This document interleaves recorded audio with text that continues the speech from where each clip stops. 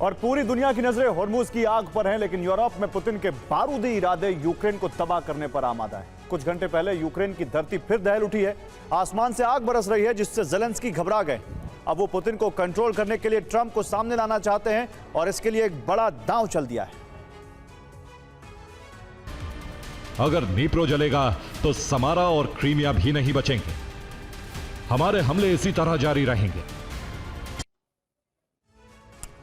और हॉर्मुज के बाद अब ताइवान स्ट्रेट में भी तनाव बढ़ता जा रहा है। ताइवान ने अमेरिका के साथ अब तक की सबसे बड़ी डिफेंस डील की है। इसके जवाब में चीन की नेवी ने ताइवान स्ट्रेट में शक्ति प्रदर्शन किया है। दुनिया में सिर्फ एक चीन है, ताइवान उसी का हिस्सा है और एकीकरण होकर रहेगा। ये कोई संभावना नहीं बल्कि तय नतीजा है। और अरब में शांति काल लागू है, लेकिन शांति की आड़ में तैयारी महायुद्ध की हो रही है। अमेरिका का तीसरा एयरक्राफ्ट कैरियर ईरान की तरफ बढ़ रहा है।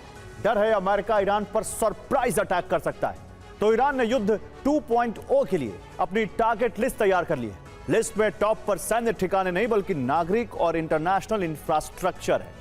रिपोर्ट है कि अगर युद्ध फिर शुरू हुआ तो ईरान हॉर्मुज में बिछी अंडर वाटर सप्लाई केबल काट देगा, जिससे अरब में डिजिटल ब्लैकआउट का वो दौर शुरू होगा जो मध्य पूर्व की व्यवस्था को चौपट कर देगा।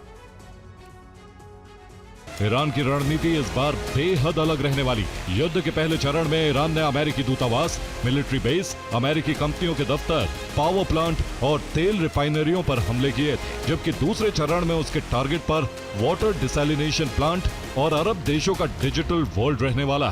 फारस की खाड़ी के देशों के कम से कम 7 मुख्य संचार केबल इसी रास्ते से गुजरते हैं, जबकि दुनिया का 97% से ज्यादा इंटरनेट ट्रैफिक समुद्र तल पर बिछे फाइबर ऑप्टिक केबलों के जरिए भेजा जाता है। एक संकरे रास्ते में बड़ी संख्या में इंटरनेट केबलों का होना हॉर्मुज को डिजिटल अर्थव्यवस्था की कमजोर कड़ी बनाता है। और ईरान ने अरब में डिजिटल ब्लैकआउट का प्लान तैयार किया है और यह प्लान पूरा होगा हॉर्मुज में बिछी अंडर वाटर संचार केबल्स को काटकर।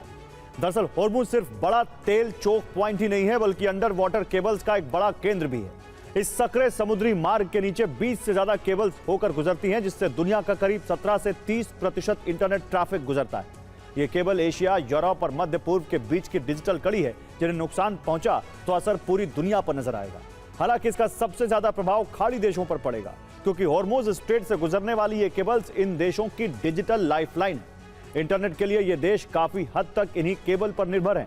बात कतर की करें तो इसका 99% इंटरनेशनल इंटरनेट गल्फ केबल्स पर निर्भर है। इसके अलावा कुवैत भी इंटरनेट के लिए 95% तक इन्हीं केबल्स पर निर्भर है।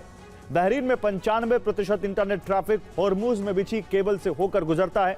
यूएई की बात करें तो उसकी निर्भरता भी करीब 90% के आसपास है। मध्य पूर्व का सबसे बड़ा देश सऊदी अरब का पूर्वी क्षेत्र इंटरनेट के लिए 85% तक इन्हीं हॉर्मुज से गुजरने वाली केबल पर निर्भर है। ऐसे में इन्हें काटा गया तो अरब में डिजिटल ब्लैकआउट तय है। हॉर्मुज में जो केबल्स लाइन बिछी हैं उनमें 4 सबसे अहम केबल। पहली है फॉल्कन केबल जो 10,300 किलोमीटर लंबी। दूसरी है टीजीएन गल्फ केबल जिसकी लंबाई 4,500 किलोमीटर। जीबीआई ब्रिज केबल 10,000 किलोमीटर लंबी। इसके अलावा IMEWE केबल 12,000 किलोमीटर दूर तक समंदर के नीचे बिछी। ये पूरे खाड़ी क्षेत्र को यूरोप और एशिया से जोड़ती है। इनके जरिए इंटरनेट स्पीड डेटा शेयरिंग की जाती है। अगर हमला हुआ तो अरब देशों का बिजनेस बैंकिंग सेक्टर ठप हो सकता है। केबल काटकर ईरान पेमेंट इंटरफेस और इंटरनेट ब्लॉक कर देगा। और इजराइल को घुटनों पर लाने के लिए ईरान ने खास प्लान तैयार किया है। दरअसल युद्ध के दूसरे चरण में ईरान की तैयारी इजराइल की बिजली और पानी बंद करने की है। ये होगा कैसे, ये भी आपको बताते हैं। दरअसल इजराइल बिजली के लिए प्राकृतिक गैस पर निर्भर है। इजराइल के 70% से ज्यादा बिजली प्लांट प्राकृतिक गैस से चलते हैं। इन प्लांट्स के लिए प्राकृतिक गैस का प्रमुख स्रोत लिवायथन और तमार गैस फील्ड है, जो भूमध्य सागर से बना गैस प्लेटफॉर्म है।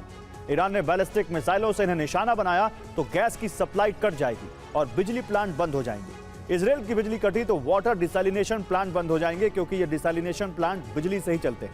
इजराइल पीने के पानी के लिए इन प्लांट्स पर 60 से 80% तक निर्भर है। बिजली रुकी तो प्लांट पूरी तरह से ठप हो जाएंगे और इजराइल में पीने के पानी का बड़ा संकट खड़ा हो जाएगा।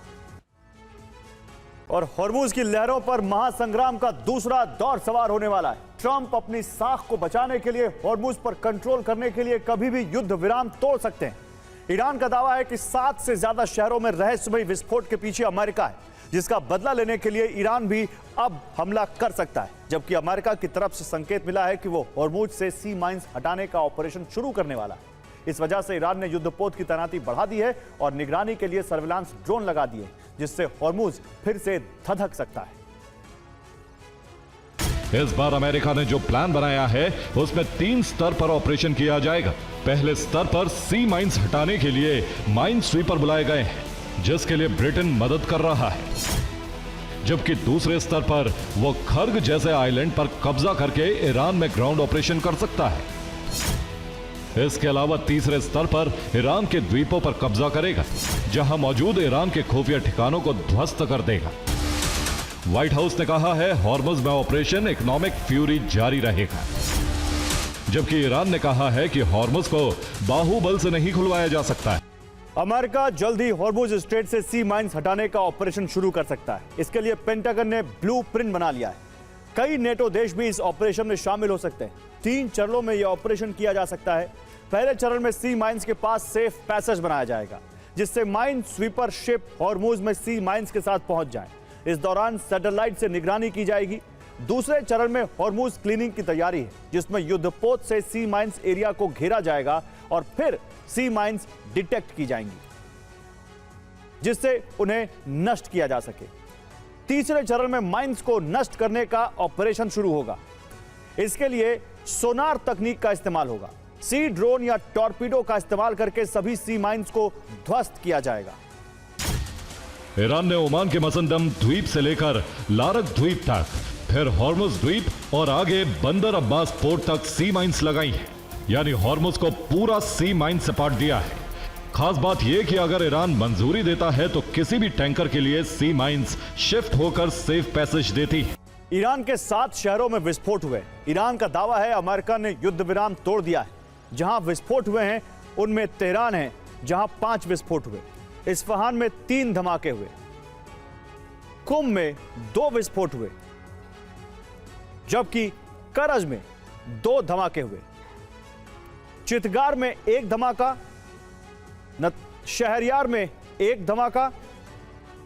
इसके अलावा कुछ और शहर जहां विस्फोट हुए हैं, जैसे चितगार जहां पर 1 धमाका, नतांज जहां पर 2 विस्फोट हुए और इन विस्फोटों से ईरान दहल गया।